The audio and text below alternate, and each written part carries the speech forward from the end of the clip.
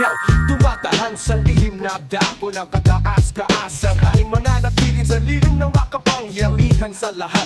Aking sasabihin tungkol sa Panginoon ko, siya'y aking kalungan at aking katibayan. Ang Diyos ko na siyang aking tinitiwalaan, sapagkat kanyang ililigtas ka sa sino ng paninilo at sa mapamuksang salot. Kanyang tapakpan ka ng kanyang mga pagwis, at sa ilalim ng kanyang mga pagpatay mga ngalong ka. At kanyang katotohanan ay kalasag at baluti. Ikaw ay hindi matakot sa kakilabutan sa gabi. Misa pa naman na humihilap puskong araw dahil sa salot na dumarating sa kadiliman. Di dahil sa pag-ibaman na sumisira sa katanghaliang tapat.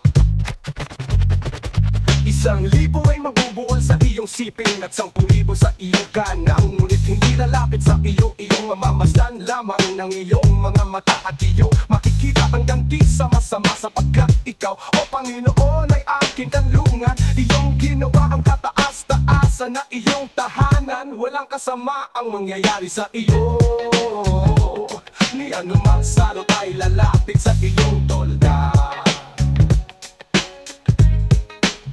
sapagkat siya'y magbibiling sa kanyang mga anghel tungkol sa iyo upang ingatan ka sa lahat ng iyong mga lakad. Kanilang dadalhin ka sa kanilang mga kamay para matisod ka ng iyong paa sa isang bato. Iyong yayapa ang leon at ang ulupong, ang batang leon at ang ahas ay yuyurakan mo ng iyong mga paa.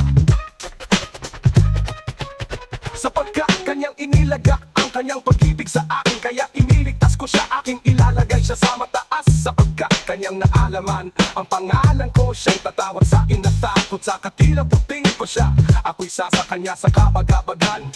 Aking ililigtas siya para rangalan siya.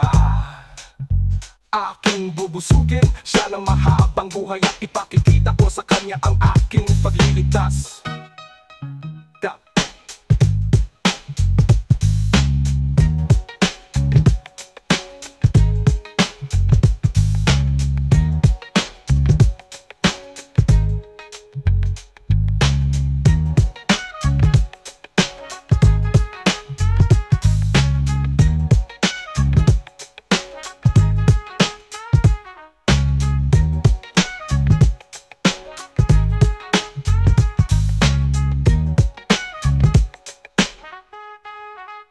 Isang libo ay mabubuwal sa iyong siping at 10,000 sa iyong kanan. Ngunit hindi lalapit sa iyo, iyong mamamasdan lamang ng iyong mga mata. At iyong makikita ang ganti sa masama, sapagkat ikaw, o Panginoon, ay aking kanlungan. Iyong ginawa ang kataas-taasan na iyong tahanan. Walang kasama ang mangyayari sa iyo.